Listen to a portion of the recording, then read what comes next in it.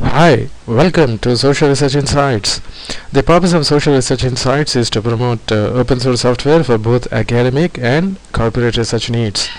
In this video, I'm going to explain the very basics of R language for beginners. This is in fact the part number 3 of my series of presentations on Introduction to R language. In this session I have a very small agenda to talk about the basics of our language. I'm going to divide this session into different parts. That is part number 1, to know about the session, and 2, libraries and datasets, 3, objects, 4, directories. So this is in short.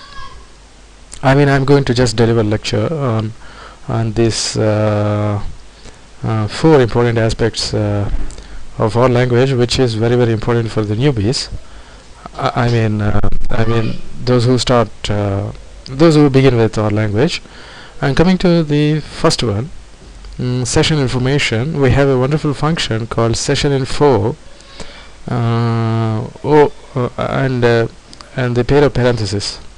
Actually, in our language, every function need to accompanied by the parentheses. Whenever we write the function, we have to open the parentheses, and subsequently after supplying the arguments, we have to close the parentheses, which means, like, I'm going to show you how the discipline of putting the functions in our language. For example, if I would like to find say some mean, the procedure is to write the function, and after that supply the arguments, maybe argument 1. These may be inputs, or whatever is required for this function to compute the mean. Argument 1, argument 2, and so on, and argument n, and after that we have to close the bracket, the parenthesis. So here this is the function, and which is followed by the series of arguments. So sometimes there may be only one argument, sometimes a couple of arguments, sometimes more than a dozen arguments. It all depends on the way the function is defined. These arguments, sometimes we also refer to options, but it is more appropriate to call them as arguments. Okay. In our language, what happens, there is the left operator and right operator. So usually after the prompt, see here we have this prompt greater than sign. After the prompt, usually we will be having the object. Let's say, for example, if I want to create an object called x, and I have to the object immediately must be followed by the left operator. This is called left operator, and this left operator must not have, this is actually less than symbol accompanied by dash, a horizontal line, which we can find from the keyboard. So this is the left operator, and sometimes we can also give the right operator, say whatever it may be. In case if you left side we have the value, on right side we have the symbol, which means the object name of the object. Then there is nothing wrong if we can use the right operator, but most of the time we use the left operator. So left side we have the name of the object and left operator and some values. So whatever it may be, the values, like we can use anything at right side. So this is usually the discipline doing the tasks in our console. Okay, and this is the way of putting the functions at the OR prompt. This is OR prompt. So here this session info is a function that retrieve some certain information from the workspace environment in our language, by which we'll come to know what exactly is happening in the session. The session mean an instance of R with some certain arrangements and mechanisms for work. Okay, that is how we define the session in R. For example, if I am computing the mean, I must be in some session, and where I have some arrangements and mechanisms to compute the mean, and that very the part of the time is referred to as session. So now I am in session, and I am trying to do these tasks with the help of the arrangements and mechanisms that are available by virtue of RStudio. So that is how we understand the session. So in this, in case if you would like to know what is a session, so you just have to input the function session information. So here I already typed it in my R script file. So here in new file you can find the R script file. I explained how to open the R script file in my previous presentation. The objective of this demonstration is to write the code and execute the code, and the code that which will help us to know the basics of R. So now whenever you would like to, in case if you would like to execute the code, you just have to put the cursor just at the function and press Ctrl Enter. So now this is the information which is created as output as a result of executing the function session information. So here there will be a lot of information, like our version, platform, local means the language which we are using, which R is using for communication, and next one is attached base packages, and last one is the package which is not attached. So now the most important thing is this the attached packages. So this is actually the session information. So R will output the session information this way, and the rest of the I mean the attached based packages is perhaps the most interesting part of the output compared to the rest of the information, because most of the time we are interested in knowing what are the packages that are attached to the workspace or session. So workspace or session, both of them none other than same. So in this case I have 6 packages attached to my workspace. They are stats for statistics, graphics for graphics, devices to manage the graphics, utils that are the some miscellaneous functions important to manage the workspace, datasets.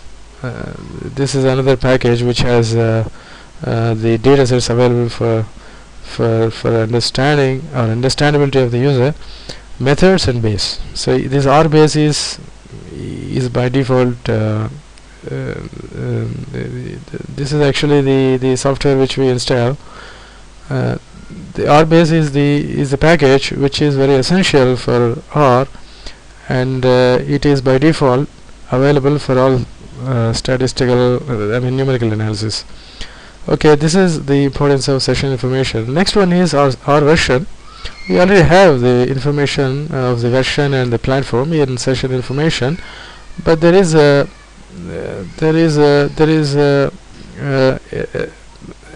specific purpose of using our version as a separate function compared to session information. So our version, when we execute, actually it will produce a list of ingredients, processing a lot of information which we cannot know through session information. Okay, most of the time we are interested in only version and operating system. So usually when we sit on any machine, so would like to know about the version of R and the operating system in which we are working in. So we'll be knowing that well before sitting in the sitting for the analysis, but it is a usual practice that whenever we open our console, it is customary that we inquire for the operating system and version information.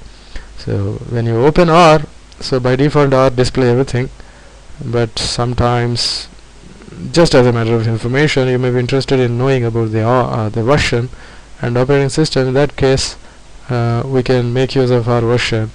And next couple of functions are library and data. This library is very important in case if you it acts in two different ways. We can attach a package installed in R and available through the installed directory, and we can also know all those packages that are installed till now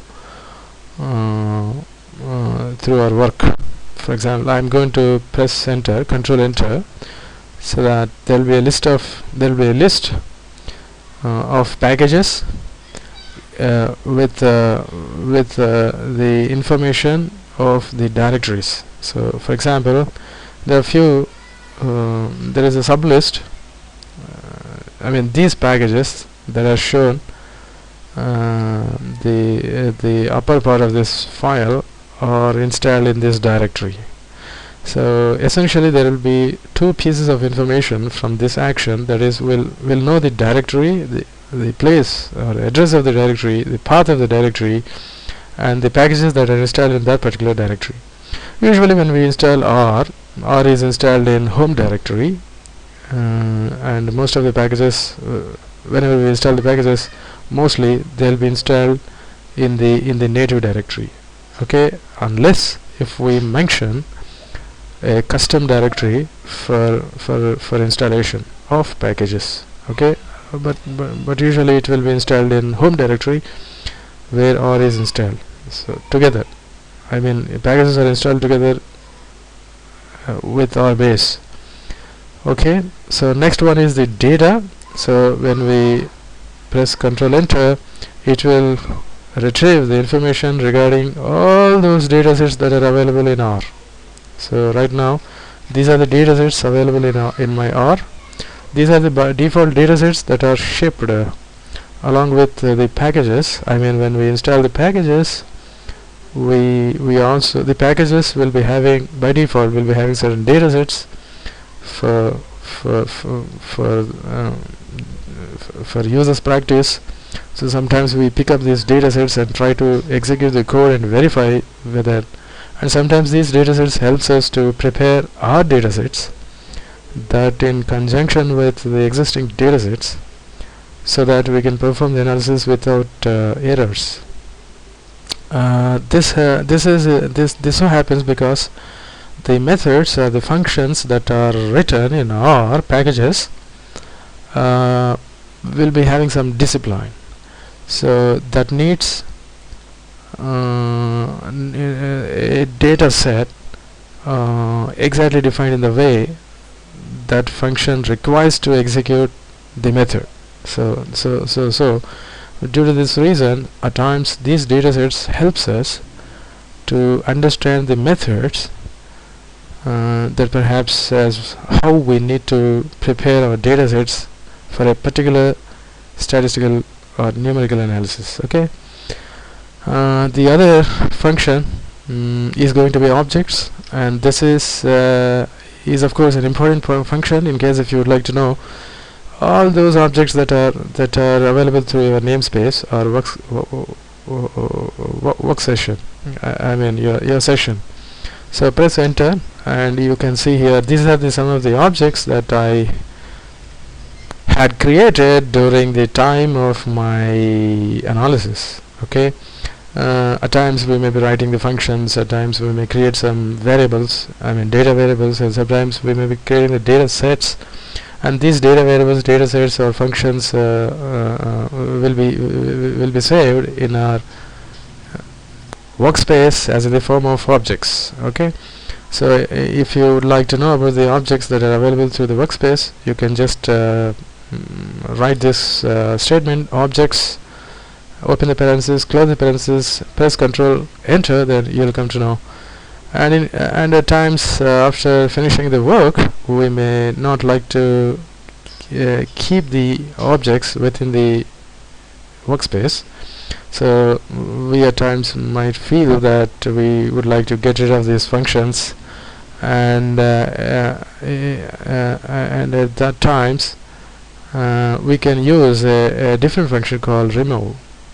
The short form of remove is rm, and we can keep the any object within the parenthesis so that that particular object will be deleted from the workspace. And this is the procedure to delete almost all objects from the workspace.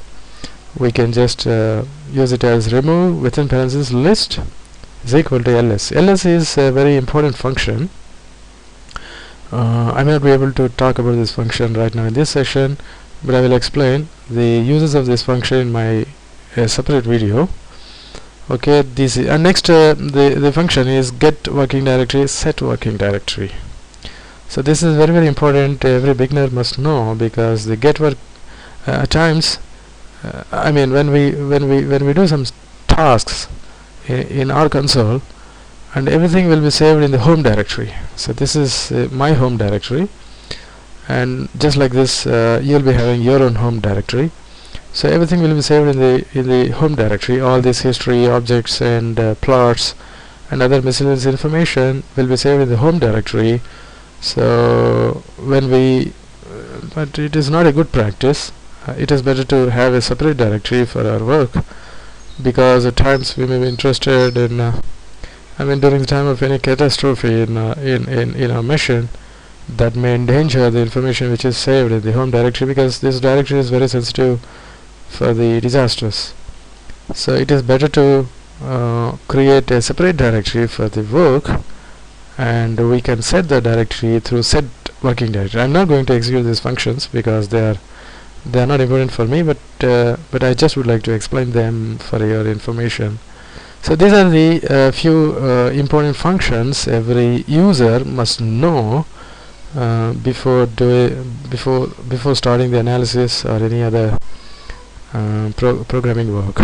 Okay, so in my next video I'm going to describe other important functions of our language. Thank you.